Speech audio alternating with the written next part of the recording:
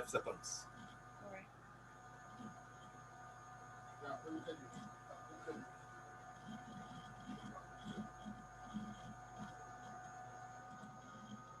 All right, welcome back to Elomba Television. My name is Angel Liddy. And today we've got yet another interesting session to look at our papers, what's making news, what's trending, what are people talking about. That's why we're here. We want to tell you what people are talking about. But just before then, I've got a quick story for you, a very short one at that. So I was in the comfort of my kitchen 2 days ago, no, yesterday, yes, yesterday, and I could hear clearly someone passing, making a call, and he was so loud. He was saying, "How dare you? You're a fraudster, and SARS will kill you." And at that point, I was like, "SARS? I thought SARS was disbanded. Where is he coming from? Is he still in Nigeria? Or he's a visitor?" Okay, obviously from the conversation line, I can tell that fraudster or a scammer did call him and was expecting or requesting 150,000 naira from him, and those were his response. SARS will get you and SARS will kill you. Now, talking about SARS, let's go over to the SARS story. We know that the hashtag EndSARS is still trending, and a lot of stories are coming up concerning the EndSARS protest. Now, let's quickly look at Twitter and see what people are saying concerning the EndSARS protests. Just stay with me a moment and you'll be seeing what people are saying. All right, so here we have FS Yusuf, a meme, hashtag EndSARS. We were unarmed and peaceful, but still they killed us. Hashtag Lekki Massacre, hashtag EndSARS.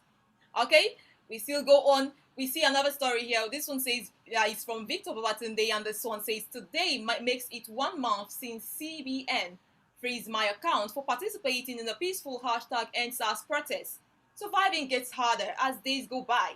I've missed entries for international exams, resorted to depending on my parents, and done all sorts for survival, and nothing has been done. All right, still on the EndSARS, we see another story here that says the biggest Boko Haram is the federal government itself, and still having the hashtag EndSARS on it. Okay, going further, we see this is from Tokbe Akinyode. 81 professors of African studies, both Nigerians and non-Nigerians, have written to U.S. President-elect Joe Biden and VP-elect Kamala Harris to sanction and place travel ban on those responsible for the shooting of hashtag EndSARS protesters at Lekki Tollgate. Great news. Okay, we're still going forward on the EndSARS gist. Another story here from Adebayo Raphael Swan says the Nigerian government is messing with the wrong generation. There is no known tactic of intimidation that can suppress the voices of the Nigerian youth. Buhari, Emefiele, IGP, and the rest should sit up, calm down, and do what's right. Okay, so that's it on the EndSARS protest and what people are saying so far. The response are coming from people even after the massacre, the Lekki Tollgate massacre. So let's quickly go into what is making news, other news items for today on Elomba Television site. And here we have don't out sonship to ICPC chairman.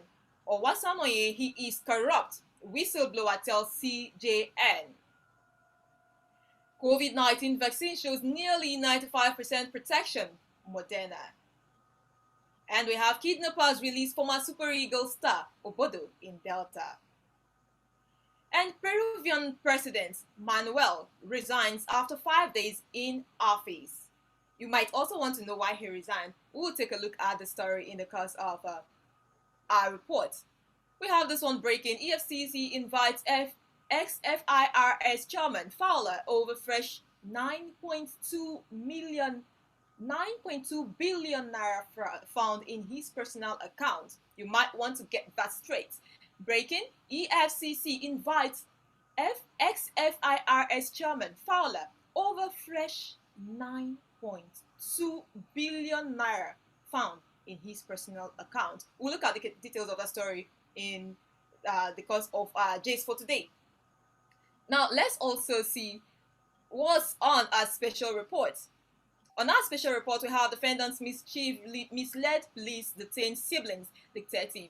Okay, that's still one of the stories here on the Elomba site. You can also look at the politics section of the Elomba TV site. We have rural women cash transfer program is life-saving, Ladan. Anambra 2021, rural women, youth, others drum support. For who? You might also want to find out. And Anambra government declares November 16 holiday to honor the sick. These stories are on Elumba television site, and you can read the stories or you can get the analysis yourself by visiting www.elumba.com. You can also follow us on Instagram and on Facebook, like our Facebook page. And very, very important, you don't want to miss that part. Hit the subscribe button on our YouTube channel and also turn on the notification. Now let's go into the details of the stories that we've told you. But before we look at that, let's see the analysis. On the analysis section, we have the many sides of J.J. Rawlings, a tribute by Paul Ejime, as Governor Obiano seeks 150 billion naira to fix roads. Oh my God. We move. NSAS meets Iya Oba, female protester who reportedly killed an Ibadan policeman. Read that story up as well. Okay, now on the details of the story. This story says, Lubric Construction Company, LCC, partners with the Nigerian Army. Let's quickly take a look at what is in the story. One of the largest construction companies in Nigeria, Lubric Construction Company, LCC, has donated a world-class clubhouse building to the Army Guards Polo Club. The special partnership with the Nigerian Army will produce a state-of-the-art clubhouse building at the Guards Polo Club in Abuja in 8 months. The bricklaying ceremony, which was held on Saturday during the ongoing Nigerian National Polo Tournament in Abuja, was attended by many dignitaries. Some include the Chief of Army Staff, Lieutenant General Tukuru Buratai, who was ably represented by Major General H.R. Momo, the Senator representing Bauchi Central Senatorial District, Haliru Dauda Jika, the Minister of State for Labor and Productivity, Festus Keamo San, the Chairman of LCC, Alhaji Nasiru Danu, Dan Amana Duse, the Guards Polo Club Chairman, Ambassador Sani Bala, among other notable guests and senior officers of the Nigerian Army. Okay, so we go to the next story, and this one is on the EFCC invite of ex-FIRS chairman. Let's see the details of the story. The former chairman of the Federal Inland Revenue Service, Babatunde Fowler, on Monday returned to the Lagos office of the EFCC, that is Economic and Financial Crimes Commission, for questioning over his alleged involvement in financial misappropriation under his watch. According to reports, a fresh 9.2 billion naira was found in Fowler's personal account from Lagos Inland Revenue Service and Alpha Beta Consult, in which a former governor of Lagos, Bola Tinubu, had also been fingered. Elumba News had reported how the former FIRS boss was on November 2nd invited for questioning by the EFCC over a 5 billion naira fraud hashed in the agency under his supervision. Okay, you're still tuned to Elumba Television, and of course, this is Angel Liddy. Hey, have you subscribed to our YouTube channel yet? No, if you've not, do subscribe and turn on the notification so that you get information as we drop it on our site. Okay, and also follow us on Instagram, like our Facebook page. All of this will make you get all of our information as they come. Okay, now let's go to the next story. From the next story here, we have kidnappers. Kidnappers release former Super Eagles star Obodo in Delta.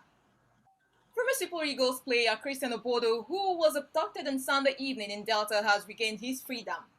According to reports, Obodo was kidnapped along Refinery Road in a firm Uvie Council area about 5 p.m. on Sunday, but he was reportedly released on Sunday night. Confirming his release Monday morning, a friend of the football star, engineer Big Sam, said he has been released. He was released last night. I met him this morning. The town is becoming more unsafe. Hello? That he's back home. I sent you an email. Did you check your email? The 36-year-old was said to have stopped along the road to buy bananas when his abductor struck and took him to an unknown destination. Obodo was said to have paid an undisclosed amount as ransom to secure his release. When contacted, the Delta Police Public Relations Officer, DSP Onome Onowakwayeya, confirmed his abduction Sunday evening, but could not disclose whether he had been released. Okay, that's on Obodo's release from his abductors. Now we go to the next. First class will be basic entry requirement for teachers, FG. Alright, let's see the story. Well, let's see what the FG is talking about, first class and teachers. I'm sure you also want to know what that is. Let's look at it. The federal government of Nigeria has said only professionally qualified teachers with first class degrees and at least 2.1 degree will be employed as teachers starting from next year. Permanent Secretary, Federal Ministry of Education, Architect Sani Echonu made this known on Saturday, 14th November 2020, during the monitoring exercise of the Professional Qualifying Examinations (PQE), organized by the Teachers Registration Council of Nigeria (TRCN). The government, which said it would also consider people with 2.1, that is 2.1 qualifications, explained that the measure was part of its renewed efforts to improve the quality of teaching and learning in Nigerian schools. The permanent secretary added that a national implementation committee will be inaugurated in the coming week to ensure the federal government's agenda on teachers' registration and revitalization was achieved. He said, with effort from next year, we will not admit or engage people as teachers if they don't meet a particular threshold. We're now limiting entry to only the best. That's a good one. I think that's going to help Nigerian education, because it's been noted, it's been said oftentimes over and over again on different quarters and of course in the space, that Nigerian education is fast declining and going down every day. So let's see this leap, how best it will serve Nigerians and of course our educational system. Alright, so we move over to the next story. And on the next story, we have Senate queries FIRS over unremitted 1.4 billion naira withholding tax VAT from NDAs. Let's get the details together. Senate has queried Federal Inland Revenue Service FIRS over unremitted 1.4 billion naira withholding tax and value-added tax, which are deducted from the ministries, departments, and agencies (MDAs). The query was issued by the Senate Committee on Public Accounts, chaired by Senator Matthew of FIRS. The query is contained in 2015 Auditor General Report, which was submitted to the Senate. The query reads, 700.2 million naira withholding tax (WHT), which were deducted from 33 government MDAs, were not remitted to FIRS. This negates the provision of Financial Regulation 234, which stipulates that officers who fail to provide for remit VAT and WHT due on vatable supplies and services shall be sanctioned under the applicable VAT Act number 102 of 1993, which may include fine and or imprisonment. Okay? The executive chairman has been requested that the unremitted WHT of 700.2 billion be deducted at source from budgetary allocations of the affected MDAs in line with Section 24 of FIRS Act of 2007, empowering the Accountant General of the Federation to make such deduction to the service. But FIRS, in written response, said the total amount of 700.2 million naira withholding tax was deducted by 33 governments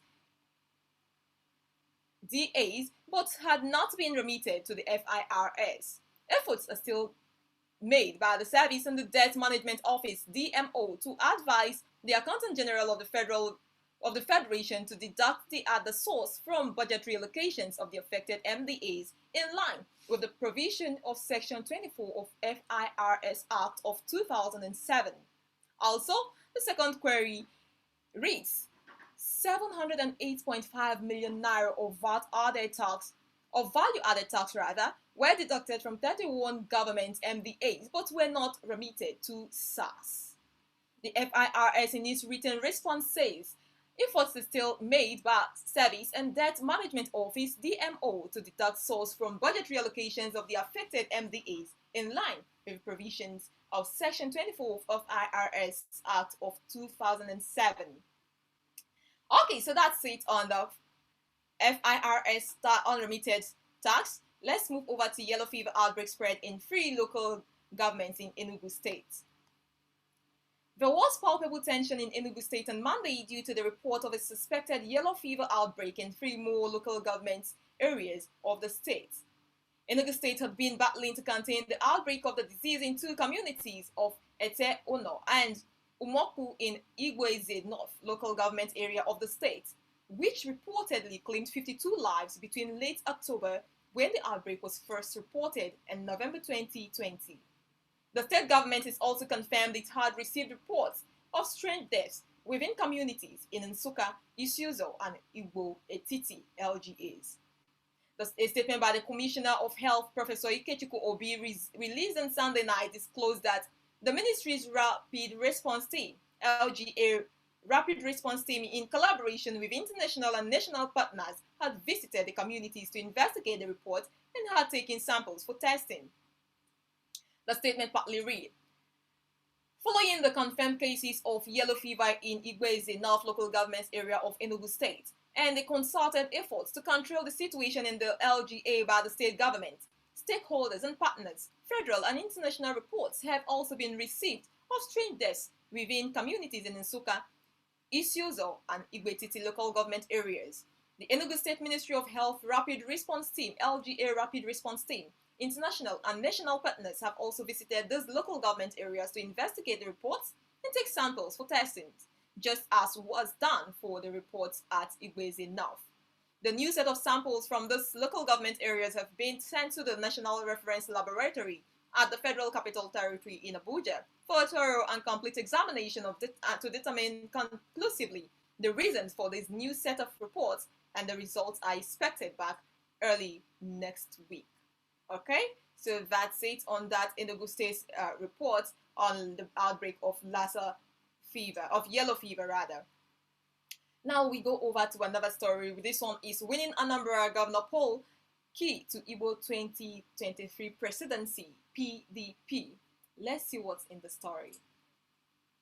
People's Democratic Party, PDP, has called on its members in the Southeast to unite and win the 2021 Anambra State governorship election to brighten the chances for the emergence of a president of Igbo extraction in 2023. Chairman of the PDP Board of Trustees, Senator Walid Jibrin, said this during a grand reception for the state's PDP chairman, Ndubisi Wobu, in Awka, the Anambra State capital, on Saturday. Jibrin said all hands must be on deck as next year's gubernatorial election in Anambra State will determine the future of the state and the fate of Ndigbo in the Nigerian political structure. In his address at the event, Wobu promised that the party under his leadership was prepared to do the needful to ensure victory come 2022. He also assured all governorship aspirants of a level playing field when it was time to choose a candidate.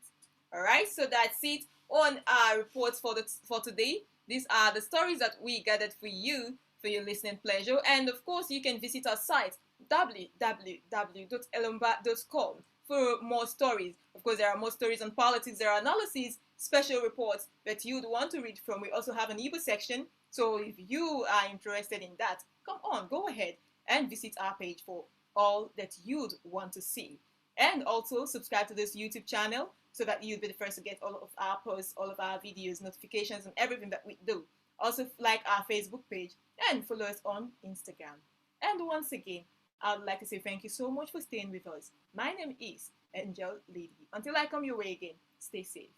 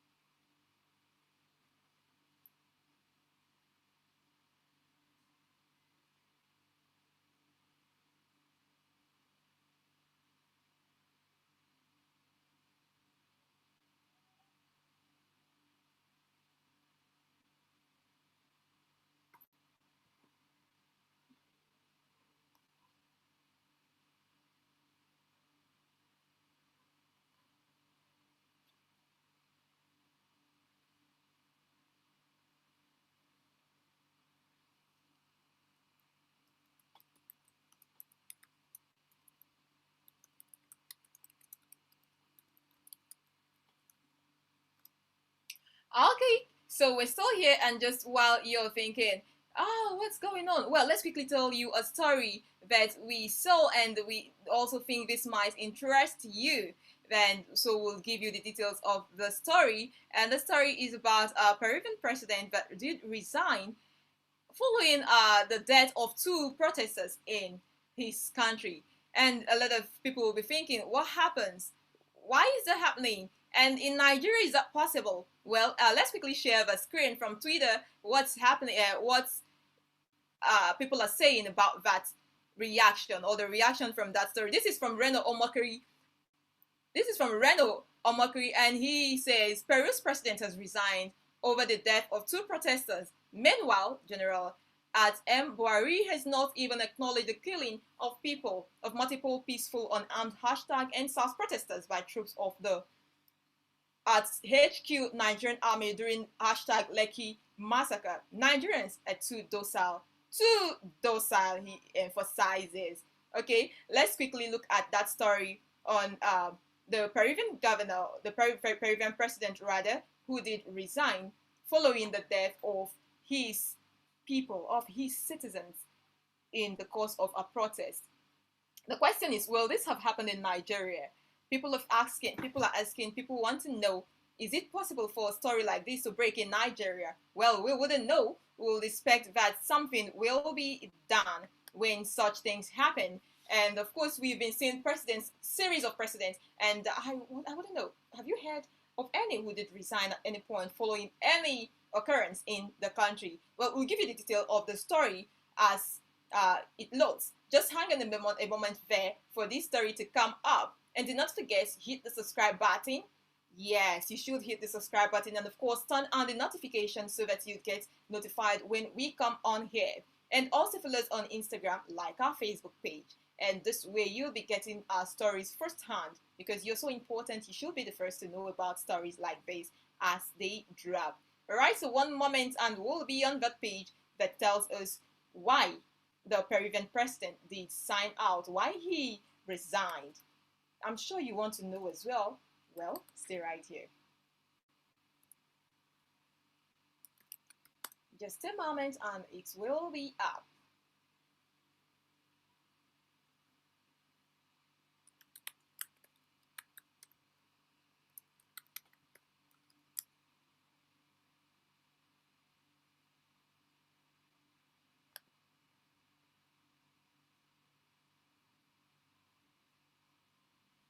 Okay, if you just joined us, this is Elomba Television, and on Elomba Television we bring you news, updates, and we follow up stories as they unfold. Okay, so now that story is up, the Peruvian president Manuel Merino presented his resignation on Sunday amid protests that broke out across the country after he assumed the presidency on Tuesday. He was a president for a couple of days, in less than a week. Okay, let's go forward. Following the removal of former President Martin Vizcarra, I want to inform the entire country that I presented my irrevocable resignation, and I invoke peace and unity of all Peruvians, Merino said in a televised address to the nation. He made the announcement after the Peruvian Congress held a crisis session on Sunday and asked him to resign amid the social protests, which killed at least 2 people, according to the local news reports. Now, this is Peru. This is Peru, and a president is resigning. Over 2 people that died following a protest. And you're still here with me. Let's go into the details and see some more stories, what he said following that. Okay? After Vizcarra was removed from office Monday for alleged bribery when he was governor of the Southern Department of Moquegua between 2011 and 2014, thousands of people in Peru staged some of the country's largest protests in decades. The week-long rallies descended into chaos late on Saturday. At least 112 people were injured, some after inhaling tear gas, and 41 were still missing, according to Peru's National Human Rights Coordinator. At least 9 had suffered gunshot wounds, health officials says. Nothing justifies that a legitimate protest should trigger the deaths of Peruvians, Merino said, adding that these events should be thoroughly investigated by the corresponding authorities to determine all responsibilities. My commitment is to Peru, and I will do my best to guarantee the constitutional succession that Congress determines, said Merino, a 59-year-old politician and businessman. Merino became the third president of Peru to serve during the 2016 to 2021 presidential term, following Pedro Pablo Kuczynski and Vizcarra. Prior to Merino's announcement, Luis Valdez, Peru's president of Congress, announced that the legislative board of directors will be renewed to begin the process of choosing a new president. Members of the Papal Party who largely voted against Vizcarra's removal presented a proposal to return Vizcarra to office. Mr. Vizcarra and his cabinet will resume their positions immediately to continue with the efforts against the pandemic and the economic crisis. We Peruvians cannot wait, the party's proposal stated. Vizcarra said on Sunday that a big step has been taken to restore democracy in our country, which has been mired in protest in recent days.